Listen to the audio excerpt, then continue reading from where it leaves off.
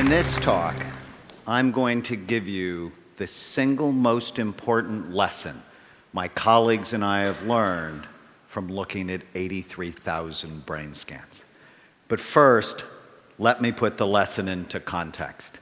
I am in the middle of 7 children. Growing up, my father called me a maverick, which to him was not a good thing. In 1972, the Army called my number, and I was trained as an infantry medic, where my love of medicine was born.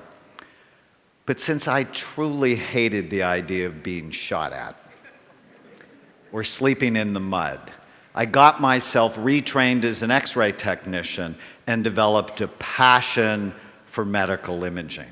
As our professors used to say, how do you know unless you look? In 1979, when I was a second-year medical student, someone in my family became seriously suicidal, and I took her to see a wonderful psychiatrist. Over time, I realized that if he helped her, which he did, it would not only save her life, but it would also help her children and even her future grandchildren, as they would be shaped by someone who is happier and more stable. I fell in love with psychiatry because I realized it had the potential to change generations of people. In 1991, I went to my first lecture on brain SPECT imaging. SPECT is a nuclear medicine study that looks at blood flow and activity. It looks at how your brain works. SPECT was presented as a tool to help psychiatrists get more information to help their patients. In that one lecture, my 2 professional loves, medical imaging and psychiatry, came together and quite honestly revolutionized my life. Over the next 22 years, my colleagues and I would build the world's largest database of brain scans related to behavior on patients from 93 countries. SPECT basically tells us 3 things about the brain: good activity, too little, or too much. Here is a set of healthy SPECT scans. The image on the left shows the outside surface of the brain, and a healthy scan shows full, even, symmetrical activity. The color is not important, it's the shape that matters. In the image on the right, red equals the areas of high activity, and in a healthy brain, they're typically in the back part of the brain. Here is a healthy scan compared to someone who had 2 strokes. You can see the holes of activity. Here's what Alzheimer's looks like, where the back half of the brain is deteriorating.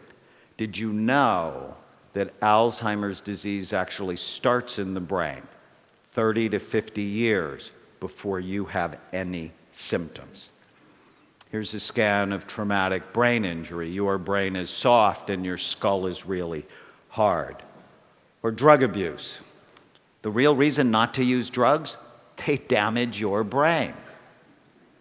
Obsessive compulsive disorder, where the front part of the brain typically works too hard so that people cannot turn off their thoughts. And epilepsy, where we frequently see areas of increased activity. In 1992, I went to an all-day conference on brain SPECT imaging. It was amazing and mirrored our own early experience using SPECT in psychiatry. But at that same meeting, researchers started to complain loudly that clinical psychiatrists like me should not be doing scans, that they were only for their research.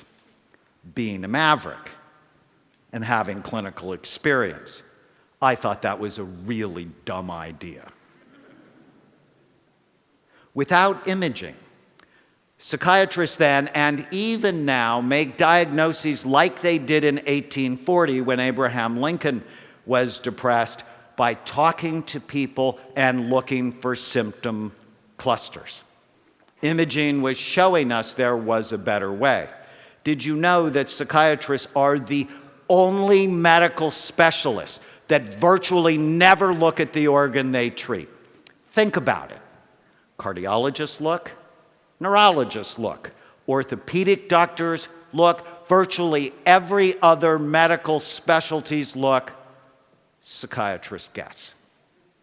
Before imaging, I always felt like I was throwing darts in the dark at my patients and had hurt some of them, which horrified me.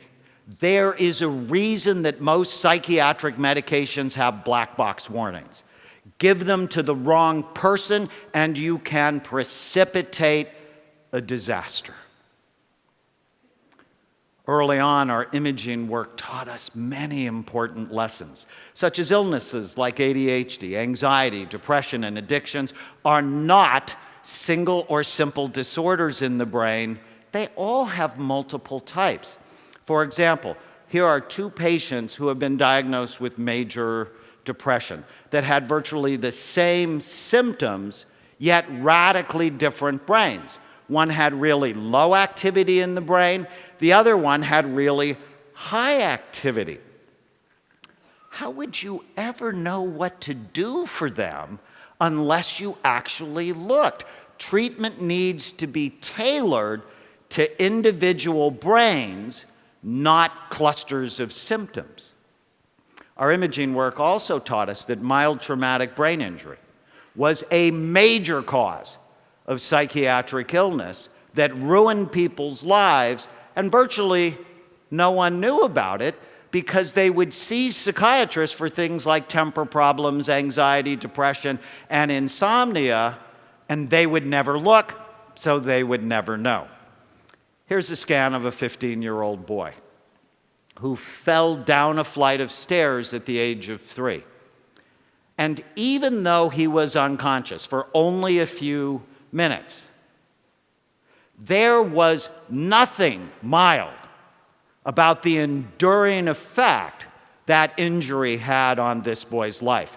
When I met him at the age of 15, he had just been kicked out of his 3rd residential treatment program for violence. He needed a brain rehabilitation program, not just more medication thrown at him in the dark or behavior therapy, which, if you think about it, is really cruel. To put him on a behavior therapy program when behavior is really an expression of the problem, it's not the problem. Researchers have found that undiagnosed brain injuries are a major cause of homelessness, drug and alcohol abuse, depression, panic attacks, ADHD, and suicide. We are in for a pending disaster with the hundreds of thousands of soldiers coming back from Iraq and Afghanistan, and virtually no one is looking at the function of their brain. As we continued our work with SPECT, the criticism grew louder, but so did the lessons. Judges and defense attorneys sought our help to understand criminal behavior. To date, we have scanned over 500 convicted felons, including 90 murderers. Our work taught us that people who do bad things often have troubled brains.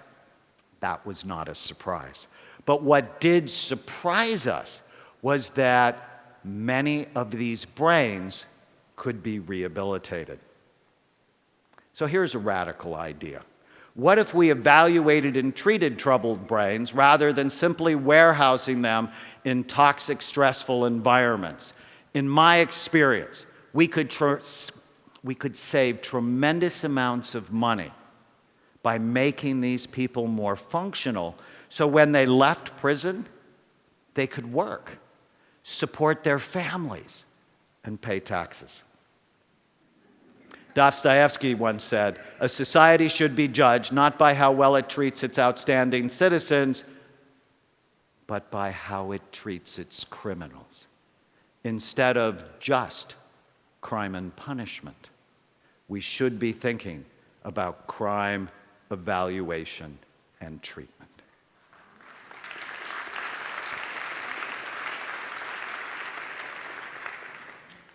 So after 22 years and 83,000 scans, The single most important lesson my colleagues and I have learned is that you can literally change people's brains.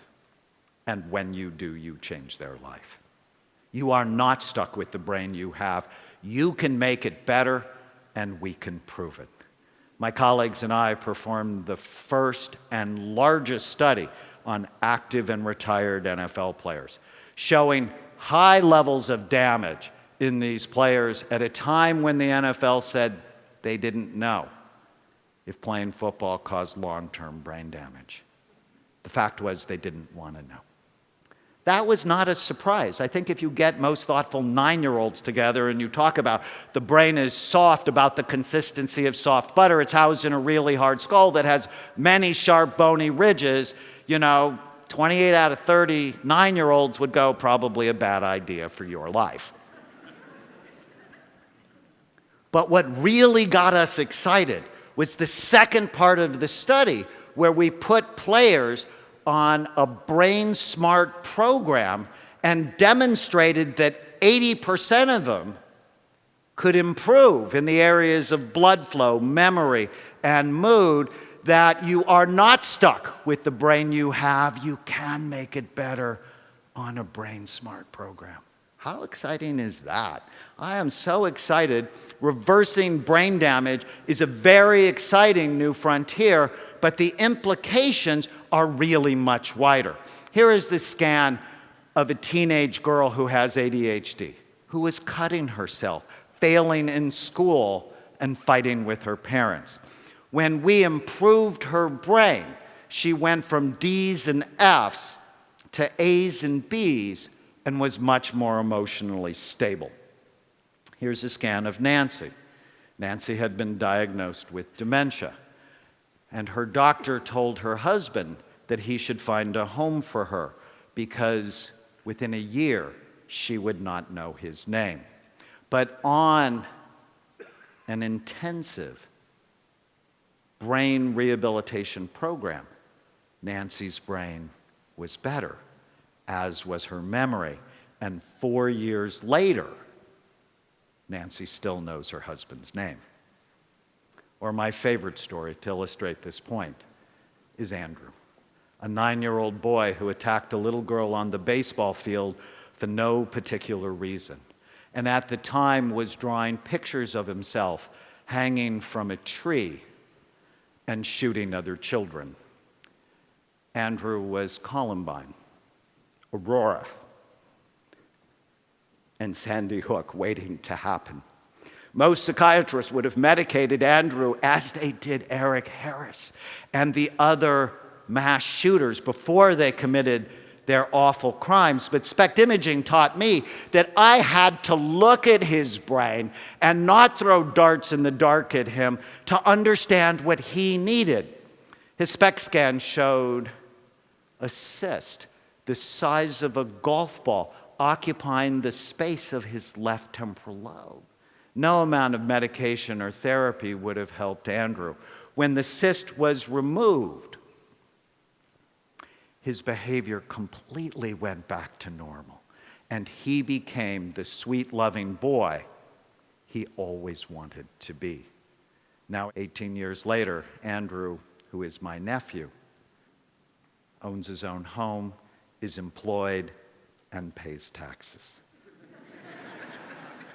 Because someone bothered to look at his brain. He has been a better son and will be a better husband, father, and grandfather. When you have the privilege of changing someone's brain, you not only change his or her life, you have the opportunity to change generations to come. I'm Dr. Daniel Amen. Thank you.